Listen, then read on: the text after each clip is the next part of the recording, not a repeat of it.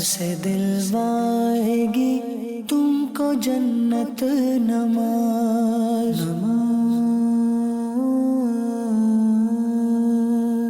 الحمدللہ رب العالمین والصلاة والسلام علی سید الانبیاء والمرسلین اما بعد فاعوذ باللہ من الشیطان الرجیم بسم اللہ الرحمن الرحیم الصلاة والسلام علیک یا رسول اللہ وعلی آلک واصحابک یا حبیب اللہ الصلاة والسلام علیک یا نبی اللہ وعلی آلک واصحابک یا نور اللہ۔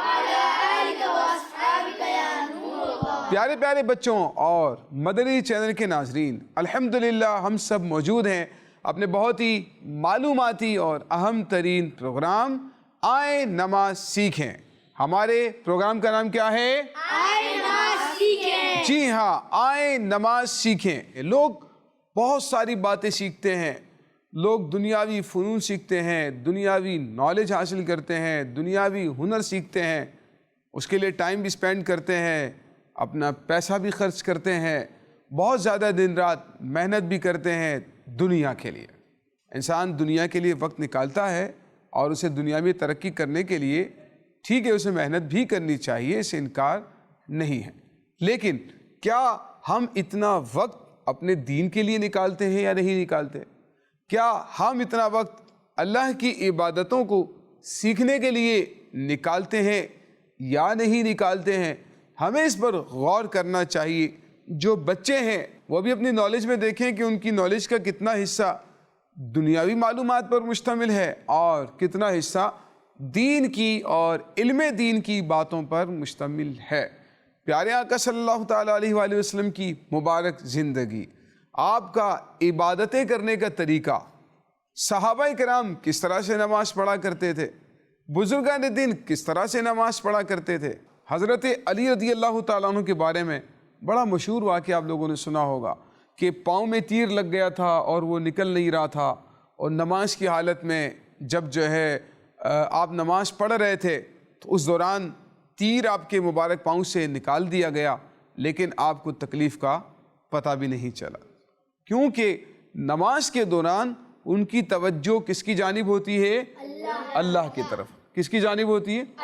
اللہ کی طرف ہوا کرتی ہے، جبکہ ہم نماز پڑھتے ہیں تو غفلت کے ساتھ پڑھتے ہیں، ہماری توجہ کہیں اور ہوتی ہے، وساوس کے اندر وسوسوں میں مبتلا ہیں، مختلف خیالات میں مشغول ہیں، مصروف ہیں۔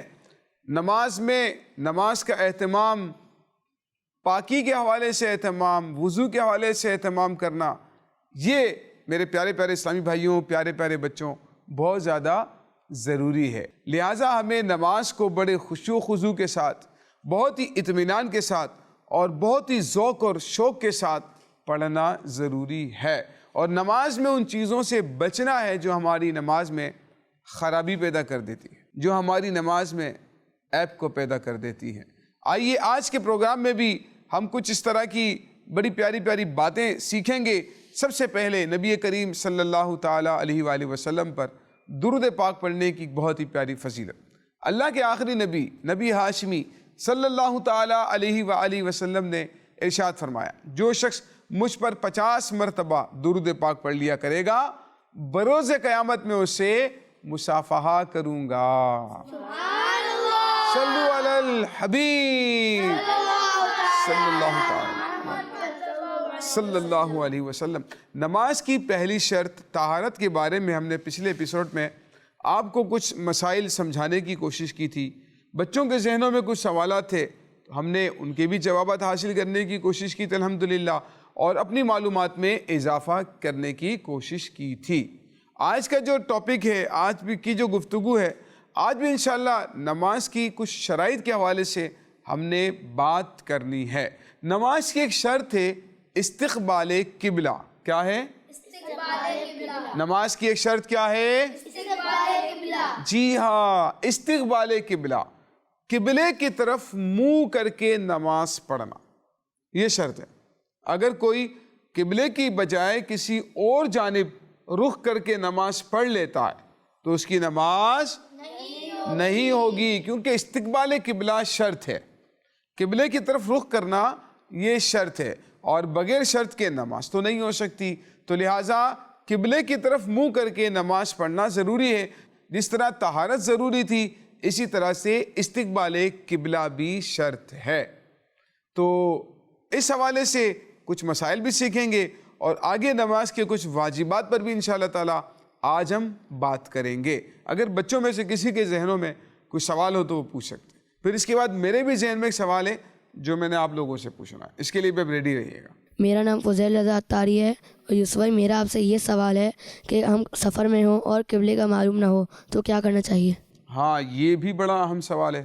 آپ کہیں سفر پر جا رہے ہیں، راستے میں آپ کی ٹرین رکی یا بس رکی ہے، لیکن اب آپ کو کوئی پتہ نہیں چل رہا ہے. بھئی 2-3 ذریعے ہیں جس سے آپ معلوم کر سکتے ہیں. اولاً تو آپ کوشش کر لیں. وہ کیا طریقہ ہے؟ لوگ اگر آ رہے جا رہے ہیں، وہاں کے جو رہنے والے لوگ ہیں، ان سے آپ پوچھ لیں کہ بھائی ذرا قبلے کا بتائیے گا، قبلہ رخ کس طرف. یہ بھی پوچھ کر سکتے ہیں آپ، ٹھیک ہے نا. تو یا تو یہ طریقہ کر لیں. دوسرا طریقہ یہ کہ آس پاس مسجد دیکھ لیں کہیں، کہ اگر مسجد جو ہے نظر آ جائے تو مسجد میں آپ دیکھ لیں گے کہ مسجد کا رخ جو ہے، مسجد میں قبلہ رخ کس طرح سے بنا ہوا ہے. محراب وغیرہ بنی ہوتی ہے نا اس میں، تو پتہ چل جائے گا کہ بھائی اس میں قبلے کا رخ اس طرف سے. اس سے بھی آپ معلوم کر سکتے ہیں، ٹھیک ہے. تو یہ طریقہ کار ہے قبلے کا رخ معلوم کرنے کا. آس پاس کوئی شخص بھی نہ ہو اور مسجد بھی قریب نہ ہو تو کیا کریں گے؟ ہاں دیکھیں، یہ بھی ہو سکتا ہے نا آپ کے ساتھ کہ اگر کوئی مسجد بھی نہیں ہے قریب، آس پاس کوئی آدمی بھی نہیں ہے جو آپ کو بتا سکے، یا ہے تو اس کو خود بھی نہیں معلوم ہے، تو اس کا ایک طریقہ ہمارے دین نے بتایا ہے. وہ یہ ہے کہ آپ جو ہے نا سوچ بچار کریں کہ جب میں چلا تھا تو اس وقت قبلہ کس طرف تھا. ٹھیک ہے، مثال کے طور پر آپ جہاں سے چلے ہیں اور آپ کا قبلہ جو نا آپ کے لیفٹ سائڈ پر ہے، ٹھیک ہے، اور آپ اب سفر شروع کیا ہے. اب آپ سوچتے رہیں گے میں وہاں سے چلا تھا تو میں سیدھا چلا ہوں گا، کتنی بار ٹرن کیا ہوگا، اور پھر اسی سڑک پر چلتے چلتے میں کہاں تک پہنچا ہوں گا. ایک اندازہ کریں، اور اندازے سے آپ اپنا ذہن بنائیں گے کہ اب قبلہ میرے خیال سے اس سائڈ پر ہونا چاہیے. ٹھیک ہے، تو جہاں پر آپ کا ذہن جمے نا کہ یار اس سائڈ پر قبلہ ہونا چاہیے، وہیں پر آپ رخ کر کے نماز پڑھ سکتے ہیں. ٹھیک ہے.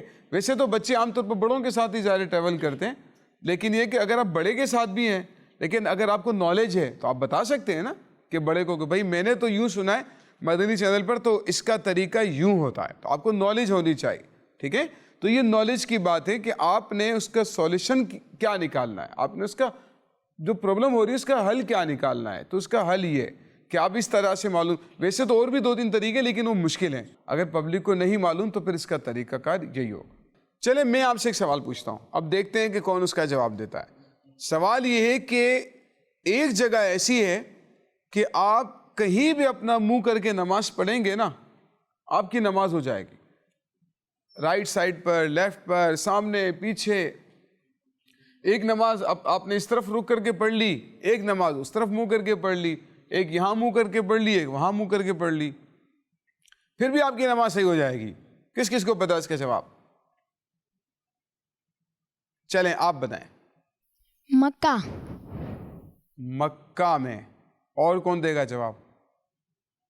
ان کو دیں مائک، سیدھا سے دیں، سیدھا سے لیں، شاباش. جی مکہ. مکہ میں. آپ جی ان کو دیں، فضیل رضا کو. خانہ کعبہ میں. خانہ کعبہ میں. دیکھیں پورے مکہ میں تو نہیں ہو سکتا نا ایسا، اور آپ کی مراد میرے خیال سے خانہ کعبہ ہی تھی، لیکن پورے مکہ میں تو نہیں ہو سکتا. جب آپ خانہ کعبہ کے اندر اگر چلے جائیں، کوئی خوش نصیب شخص ہے خانہ کعبہ کے اندر چلا گیا، بھائی خانہ کعبہ میں جا سکتے ہیں نا. آپ نے دیکھا باب کعبہ، خانہ کعبہ کا دروازہ دیکھا ہے نا، اس دروازے کو کھول کر اس سے اندر جاتے ہیں. ہمارے بزرگان دین کے بارے میں آتا ہے، امام اعظم ابو حنیفہ رحمۃ اللہ تعالی علیہ کے بارے میں آتا ہے، خانہ کعبہ کے اندر جا کر آپ نے عبادت کی تھی. تو اگر کوئی خانہ کعبہ کے اندر چلا گیا تو اب اس کو اس بات کی اجازت ہے کہ وہ کہیں بھی رک کر کے اپنی نماز پڑھ سکتا ہے، اس کی نماز ہو جائے. کیوں ہو جائے گی بتائیں؟ وہ اللہ تعالیٰ کا گھر ہے اور اللہ تعالیٰ کی عبادت کر سکتے ہیں، کر رہے ہیں تو بھائی کہیں بھی رک کر کے کیوں نماز ہو رہی ہے؟ استقبال قبلہ تو شرط ہے نا.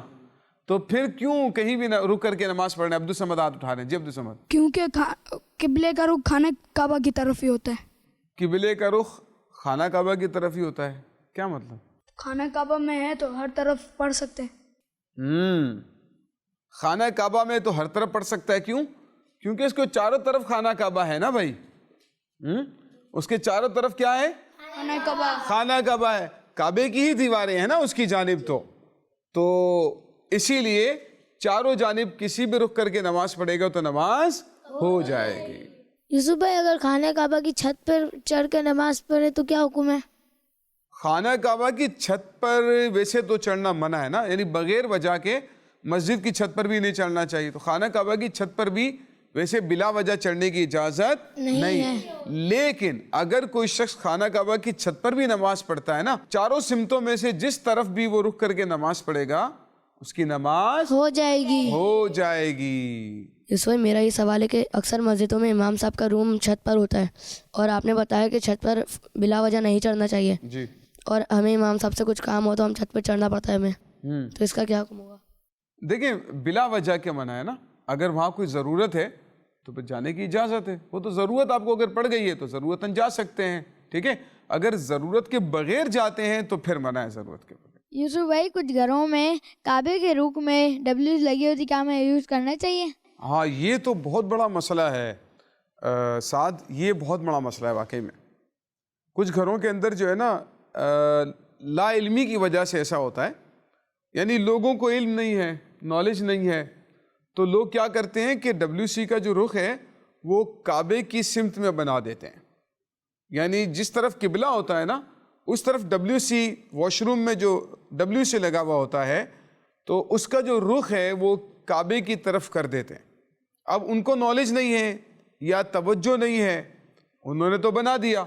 لیکن اگر آپ یوز کر رہے ہیں تو آپ کو دھیان رکھنا ضروری ہے. اپنے گھروں میں چیک کر لیجئے کہ ایسا کرنا صحیح نہیں ہے، کیونکہ ہم تو قبلے کا اتنا احترام کرتے ہیں نا، ہم تو خانہ کعبہ کا بہت احترام کرتے ہیں. ہم تو اس کی طرف منہ کر کے نماز پڑھتے ہیں کعبۃ اللہ، اس کی طرف تو پاؤں بھی نہیں کرنے چاہیے خانہ کعبہ کی طرف، ہے نا. تو اب اس کی طرف اگر رخ کر کے کوئی طبعی حاجات سے فارغ ہو رہا ہے، کوئی واش روم کر رہا ہے تو صحیح نہیں ہے، بہت بری بات ہوگی یہ. نہ اب اس کی طرف منہ کر سکتے ہو نہ اس کی طرف پیٹ کر سکتے ہو، کیونکہ پیارے آقا صلی اللہ تعالیٰ علیہ وآلہ وسلم نے فرمایا اذا اتیتم الغائط فلا تستقبلوا القبلة ولا تستدبروها. فرمایا کہ جب تم استنجا کرنے کے لیے آؤ، جب تم واش روم کو آؤ تو پھر اپنا منہ بھی قبلے کی طرف نہ کرو اور اپنی پیٹھ بھی قبلے کی طرف نہ کرو، منع کیا گیا. تو اسی لیے جو واش روم آپ کے گھر میں بنے ہوئے ہیں اس میں WC لگا ہوا ہے تو دیکھ لیں کہ اس کا رخ کہیں قبلے کی طرف تو نہیں ہے یا اس کی بیک سائڈ قبلے کی طرف تو نہیں ہے. اگر ہے تو فوری طور پر کوشش کریں اس کے لیے اس کا رخ چینج کروائیں، ٹھیک ہے. قبلے کی طرف ہونا یہ صحیح نہیں ہے. یوسف بھائی کچھ بچے کعبہ طرف تھوکتے ہیں تو کیا انہیں ایسا کرنا چاہیے؟ دیکھیں یہ کرنا بھی تو بہت بری بات ہے نا. یعنی خانہ کعبہ جو ہے وہ تو بہت عظمتوں والا ہے اور ہم تو اس کی طرف رک کر کے نماز پڑھتے ہیں، اس کا کیا کرتے ہیں؟ طواف کرتے ہیں نا. خانہ کعبہ کا طواف کرتے ہیں وہاں پر حاجی جا کر، اور عمرہ کرنے والے طواف کرتے ہیں. خانہ کعبہ کو دیکھنا بھی عبادت ہے، تو خانہ کعبہ کا طواف کرنا کی بھی عبادت ہے. اب ہمیں کوئی ایسا کام کرنے کی اجازت نہیں ہے جس سے اس کی تعظیم نہ ہوتی ہو، ٹھیک ہے. اس کی تعظیم کے خلاف کوئی کام کرنے کی ہمیں اجازت نہیں ہے. تو اس کی طرف تھوکنا یا قبلے کی طرف پاؤں کرنا، ٹھیک ہے، یہ درست طریقہ نہیں ہے. یوں جیسے میں نے واش روم کا آپ کو بتایا، تو خانہ کعبہ کی طرف منہ کر کے یہ کام کرنے کی اجازت نہیں ہے. بلکہ ہمارے پیارے آقا صلی اللہ تعالیٰ علیہ وآلہ وسلم کی پیاری پیاری سنت تو یہ ہے کہ آپ جو ہے جب بیٹھتے تھے تو اکثر قبلے کی طرف رخ کر کے بیٹھا کرتے. بلکہ ہمارے بزرگوں کے بارے میں آتا ہے اپنی مختلف چیزیں استعمال کی، اس کا رخ بھی قبلے کی طرف کر دیا کرتے تھے. امیر علیہ سنت کو بھی ہم نے دیکھا ہے کہ آپ بھی جو تشریف فرما ہوتے ہیں کوشش فرماتے ہیں کہ آپ کا جو رخ ہے نا وہ قبلے کی جانب رہے، تو اس کی بڑی برکتیں ملتی ہیں. تو ہم تو اس کا احترام کرتے ہیں، لہٰذا ایسا کوئی کام نہیں ہونا چاہیے جس کی وجہ سے کعبۃ اللہ کی بے حرمتی ہو سکے. صبح میرا یہ سوال ہے کہ ہم کبھی بار جماعت نماز ادا کر کر باہر آ رہے ہوتے ہیں مسجد سے نماز مکمل کرنے کے بعد، تو ہمارے الٹے اور سیدھے ہاتھ دونوں طرف نمازی نماز پڑھ رہے ہوتے ہیں، تو ہمیں کعبۃ اللہ کو پیٹ کرنی پڑتی ہے پیچھے مڑنے کے لیے، تو یہ کرنا کیسا ہے؟ دیکھیں کعبۃ اللہ کو اگر یہاں پیٹ آپ نے کر لی تو یہاں بے ادبی نہیں، کیونکہ پھر آپ حرج مشکل میں آ جائیں گے نا، کیونکہ آپ تو مشکل میں آ جائیں گے اگر خانہ کعبہ کو پیٹ نہیں کرو گے تو پھر راستے میں چلنا اور جو ہے یعنی جہاں آپ کو خانہ کعبہ نظر نہیں آ رہا ہے نا تو وہاں پیٹ کرنے میں کوئی مسئلہ نہیں، ٹھیک ہے، بے ادبی نہیں۔ ہاں جو لوگ وہاں حرم میں موجود ہیں اور کعبۃ اللہ انہیں نظر آ رہا ہے اپنی آنکھوں سے، وہاں پھر جو عاشقان رسول ہوتے ہیں نا وہ خانہ کعبہ کو پیٹ نہیں کرتے، بلکہ جو ہے کوشش کرتے ہیں کہ اس کی طرف چہرہ کر کے ہی پیچھے ہو کر وہاں سے باہر نکلیں۔ ویسے بھی وہاں بھی پیٹ کرنا خیر بے ادبی نہیں کہلائے گا، لیکن بہت زیادہ جو ادب کرنے والے ہوتے ہیں نا وہ اس چیز کا دھیان رکھتے ہیں کہ وہ خانہ کعبہ کی طرف جو ہے وہ پیٹ نہیں کرتے، بلکہ خانہ کعبہ کی طرف منہ کر کے ہی باہر کی طرف آیا کرتے ہیں۔ تو پیارے پیارے بچوں، نماز کی ہم شرائط سن رہے ہیں، اس میں سے ایک ہے استقبال قبلہ۔ جب آپ نماز پڑھ رہے ہو تو آپ کا رخ جو ہے وہ قبلے کی جانب ہونا چاہیے۔ اسی طرح سے ایک اور شرط وقت، یعنی جو نماز آپ نے پڑھنی ہے اس کا وقت ہونا ضروری ہے۔ اگر فجر کی نماز پڑھنی ہے تو کیا ظہر کے ٹائم میں پڑھ سکتے ہیں؟ ظہر کے ٹائم میں پڑھ سکتے ہیں؟ نہیں پڑھ سکتے۔ اور اگر ظہر کی نماز پڑھنی ہو تو عصر کے ٹائم میں پڑھ سکتے ہیں؟ نہیں پڑھ سکتے۔ بلکہ شرط کیا ہے؟ جو نماز پڑھنی ہے اسے اسی ٹائم میں ادا کرنا چاہیے، ٹھیک ہے نا؟ اگر اس ٹائم کو گزار دیا آپ نے، جیسے فجر کی نماز کا ٹائم تھا سورج سے پہلے تک، لیکن سورج نکل گیا اور اب آپ اگر نماز پڑھنے لگے ہیں تو وہ نماز کیا ہو جائے گی؟ نہیں ہوگی، قضا ہو جائے گی۔ کیا ہو جائے گی؟ قضا ہو جائے گی۔ ہاں، وہ نماز کیا کہلاتی ہے؟ قضا کہلاتی ہے نا۔ تو نماز کو اس کے وقت میں ہی پڑھنا ضروری ہے۔ یوسف بھائی، یہ تہجد کی نماز کا وقت کیا ہوتا ہے؟ دیکھیں ویسے تو ہر نماز کا وقت ہے نا، فرض نمازوں کا بھی وقت ہے، تو نفل نمازوں کا بھی ایک وقت رکھا گیا، ٹھیک ہے۔ تہجد کا آپ نے پوچھا ہے تو تہجد کا وقت پوچھ رہے ہیں تو پھر نماز پڑھنی بھی ہوگی تہجد کی، ٹھیک ہے، نیت کر لیں انشاءاللہ۔ وقت جو ہے نا اس کا تھوڑا سا مشکل ہے، تہجد کی نماز کا جو وقت ہے وہ تھوڑا آزمائش والا وقت ہوتا ہے، اسی لیے سارے لوگ نماز تہجد نہیں پڑھ پاتے، لیکن اس کی فضیلت بہت ہے عبد الصمد، اس کی جو فضیلت ہے نا وہ بہت زیادہ ہے، ٹھیک ہے، یعنی قبر کے اندھیرے کو دور کرتی ہے تہجد کی نماز، قبر کے اندھیرے کو دور کرتی ہے۔ تہجد کی نماز میں اللہ تعالیٰ دعا کو قبول کرتا ہے، جب کوئی مشکل ہو، کوئی پریشانی ہو تو تہجد کی نماز ادا کریں اور اللہ پاک کی بارگاہ میں دعا کریں۔ تو تہجد کی نماز کا وقت بتاؤں میں آپ کو؟ تہجد کی نماز کا وقت ہے عشاء کی نماز کے بعد سے لے کر صبح صادق تک، عشاء کی نماز پڑھ کر، ٹھیک ہے، جیسے آپ نے عشاء کی نماز پڑھ لی تہجد کا وقت شروع کب تک رہے گا؟ صبح صادق تک۔ لیکن ایک شرط ہے اس میں، کسی کو پتا ہے کیا شرط ہے؟ جی ان کو دیں ذرا مائک۔ وہ تہجد کی نماز پڑھنے سے پہلے سونا بھی پڑتا ہے۔ آپ کا جواب درست ہے، زور سے کیا کہیں گے؟ انہوں نے بالکل درست جواب دیا ہے کہ تہجد کی نماز کے لیے شرط یہ ہے کہ سو جائیں، لیکن سو جائیں گے تو اٹھ نہیں سکیں گے، پھر کیا کریں؟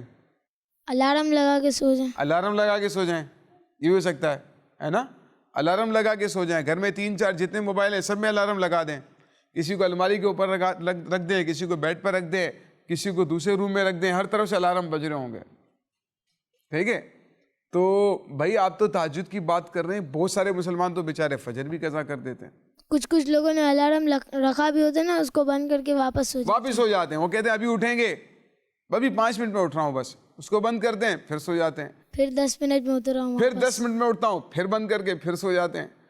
تو ہمارے ایک استاد صاحب تھے، ان کا انداز میں آپ کو بتاتا ہوں کیا تھا۔ لوگ کہتے ہیں نا کہ فجر میں آنکھ ہی نہیں کھلتی، کیا کریں، کیسے اٹھیں فجر کی نماز کے لیے۔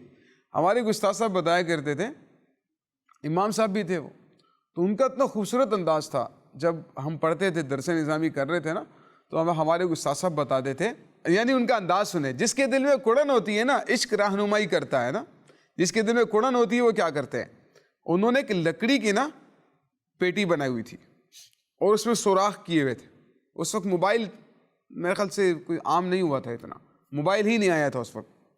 تو اس میں نا انہوں نے پیٹی بنائی ہوئی تھی لکڑی کی اور اس میں سوراخ کیے ہوئے تھے اور الارم ملتا تھا نا، وہ الارم انہوں نے اس میں رکھا ہوا. اس کے اوپر سے پیٹی کو بند کر کے تالا لگا دیتے تھے اور تالا لگانے کے بعد اس کی چابی بالٹی، پانی کی بالٹی کے اندر ڈال دیا کرتے. اب کیا ہوتا تھا، الارم بجتا تھا نا تو پھر وہ اب الارم کو بند کیسے کریں گے، کیسے کریں گے؟ چابی ڈھونڈنی پڑے گی. بھائی وہ پیٹی میں اب تو الارم بند ہی نہیں ہو رہا، شور مچ رہا ہے بہت زیادہ، اس کو بند کیسے کریں؟ تو اب فوراً، کیونکہ رات میں تو انسان ہوش میں ہوتا ہے نا، انسان کہتا ہے ہاں یار ٹھیک ہے میں صبح اٹھوں گا، ساری نیتیں کر کے سوتا ہے، فجر میں پھر سویا رہتا ہے. تو اب وہ کیا کرتے تھے، چابی پانی کی بالٹی میں ڈال دیتے تھے.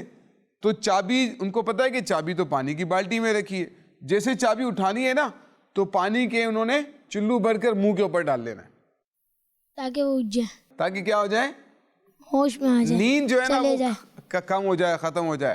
اچھا چابی اٹھائی، پھر جا کر جناب وہ اس کو کھولا، کھولنے کے بعد پھر جو ہے الارم نکالا، اسے بند کیا. اتنی دیر میں نیند کیا ہوتی تھی، غائب ہو جاتی تھی، نیند غائب ہو جاتی تھی، تھوڑے بہت فریش ہو جاتے تھے. پھر سونے کا کوئی وہی نہیں رہتا تھا کہ یار اب سونے کا ہے ہی نہیں، تو پھر وضو کر کے پھر نماز کی تیاری. تو اگر اس طرح سے اپنا معمول بنائیں گے نا پھر تو آپ کی نماز قضا ہی نہیں ہوگی، بلکہ آپ تو تہجد کے بھی عادی بن جائیں گے پھر تو انشاءاللہ. تو یہ ہے کہ آپ الارم ایسی جگہ پر رکھیں جہاں تک رسائی تھوڑی مشکل سے ہوتی ہو. اس کے لیے تھوڑی سی محنت کرنی پڑے، مشقت کرنی پڑے. جب تھوڑی محنت مشقت کریں گے تو نیند اڑ جائے گی، ہے نا. تو تہجد کا وقت میں آپ کو بتا رہا تھا عشاء کی نماز سے لے کر صبح صادق تک، ٹھیک ہے، عشاء سے لے کر صبح صادق تک تہجد کی نماز کا وقت. صبح تہجد کی نماز میں کتنی رکعتیں ہوتی ہیں؟ تہجد کی نماز آپ جتنی پڑھنی چاہیں پڑھیں، لیکن کم از کم 2 رکعتیں ہیں. کتنی ہیں؟ 2. اور زیادہ سے زیادہ 12 ہیں. کتنی ہیں؟ 12. یعنی کم از کم 2 رکعتیں ہیں، زیادہ سے زیادہ 12 رکعتیں ہیں. اور چاہیں تو اس میں آپ 3 ہر رکعت میں 3 بار سورہ اخلاص پڑھیں، قل هو اللہ احد، 3 بار وہ پڑھیں. کیونکہ 3 بار سورہ اخلاص پڑھنے پر کیا ثواب ملتا ہے؟ ایک قرآن پڑھنے کا ثواب ملتا ہے نا. تو اسی لیے تہجد کی نماز میں اگر اٹھتے ہیں تو اس طرح سے تہجد کی نماز بھی ادا کریں. تو پیارے بچوں الحمدللہ یہ نماز اللہ کے قرب کا ذریعہ ہے. نماز کی پابندی کرنی چاہیے، بالخصوص فجر اور عشاء. فجر اور عشاء اس کی فضیلت میں آپ کو بتاتا ہوں. اگر آپ نے عشاء فجر دونوں جماعت سے پڑھی تو اللہ تعالیٰ آپ کو پوری رات جاگ کر عبادت کرنے کا ثواب عطا فرمائے گا. سبحان اللہ. انسان سوتا رہا، عشاء کی نماز پڑھ کر سو گیا، فجر میں اٹھا پھر نماز پڑھی، اللہ تعالیٰ پوری رات جاگ کر عبادت کرنے کا ثواب عطا فرماتا ہے. اور جو نماز کو قضا کر دیتے ہیں سستی کی وجہ سے، نیند کی وجہ سے، کسی اور وجہ سے نماز کو قضا کر دیتے ہیں، تو اس کا نقصان یہ ہوگا کہ اسے قبر کے اندر ایک سانپ جو ہے وہ اگلی نماز کے وقت تک ڈستا رہے گا. یعنی فجر قضا کی ہے تو فجر سے لے کر ظہر تک سانپ اسے ڈستا رہے گا. اگر ظہر قضا کی ہے تو ظہر سے عصر تک اسے ڈستا رہے گا. وہ کہتے ہیں نا نماز پڑھیے قبل اس کے کہ آپ کی نماز پڑھی جائے. آپ نے جملہ سنا ہے؟ نماز پڑھیے قبل اس کے کہ آپ کی نماز پڑھی جائے. اس کا مطلب کیا ہے؟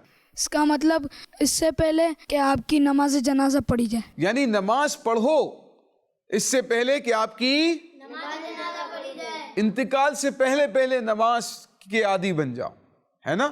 ایسا نہ ہو کہ آخر میں لوگ آپ کے اوپر نماز پڑھ رہے ہو.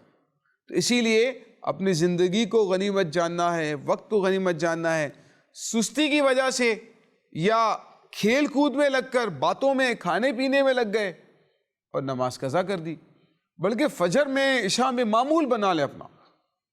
آپ کی آنکھ کھل جائے، بلکہ امی ابو کو بھی آپ جگایا کریں نماز پڑھنے کی. جو ہمارے پیارے پیارے بچے آپ بھی اسکرین پر دیکھ رہے ہیں نا، تو پیارے بچوں اپنا ذہن بنا لیں. اگر ثواب جاریہ حاصل کرنا ہے نا تو فجر کی نماز کے ٹائم پر اٹھ جائیں، اپنے گھر والوں کو اٹھائیں، پیار محبت کے ساتھ، شور شرابہ نہیں مچانا، پیار محبت کے ساتھ امی ابو کو اٹھانا ہے، بھائی بہنوں کو اٹھانا ہے نماز پڑھنے کے لیے، اور خود بھی نماز کی پابندی کرنی ہے، کوشش کرنی ہے کہ نماز پابندی کے ساتھ پڑھیں. آپ نے اگر فجر کی نماز پڑھ لی تو انشاءاللہ وقت بھی آپ کا اچھا گزرے گا، آپ کا دن بھی اچھا گزرے گا اور آپ کو بہت ساری برکتیں پورے دن اللہ تعالیٰ عطا فرمائے گا. اور جو فجر کا عادی بن جاتا ہے تو دوسری نمازیں پڑھنا تو اس کے لیے مشکل رہتا ہی نہیں ہے نا. تو فجر کی نماز سے اسٹارٹ کرتے ہیں. نارملی کیا ہوتا ہے, والدین, ٹیچر, قاری صاحب کہتے ہیں بھائی نماز پڑھی آپ نے, نہیں پڑھی, نماز پڑھ لیں. تو وہ کہتے ہیں تو پڑھ لیتے ہیں, نہیں کہتے ہیں تو یہ نہیں ہونا چاہیے. بلکہ آپ کو دیکھ کر دوسرے بچوں کو شوق ہونا چاہیے نماز پڑھنے کا, دوسرے لوگوں کو شوق ہونا چاہیے کہ یار یہ نماز کا کتنا پابند ہے, مجھے بھی نماز کی پابندی کرنی چاہیے. تو جو ہمارے ویور بچے ہیں, اسکرین پر ہمارے بچے دیکھ رہے ہیں, آپ بھی نیت کر لیں کہ انشاءاللہ ہماری کوئی نماز قضا نہیں ہوگی. پیارے پیارے بچوں, الحمدللہ یہ تھا ہمارا پروگرام آئے نماز سیکھیں. آج کے پروگرام میں بھی الحمدللہ ہم نے بہت ساری باتیں سیکھی ہیں. نماز کی شرائط سے متعلق ہم نے, استقبال قبلہ سے متعلق کچھ باتیں سیکھنے کی کوشش کی ہے, نماز پڑھنے کے فضائل, نماز نہ پڑھنے کی وعیدیں, اور اس سے متعلق کچھ مسائل تھے. کعبۃ اللہ کی عظمت کے بارے میں الحمدللہ آج ہم نے بہت ساری باتیں سیکھنے کی کوشش کی ہیں. اللہ پاک ہمیں درست طریقے سے اپنی عبادت کرنے کی توفیق عطا فرمائے.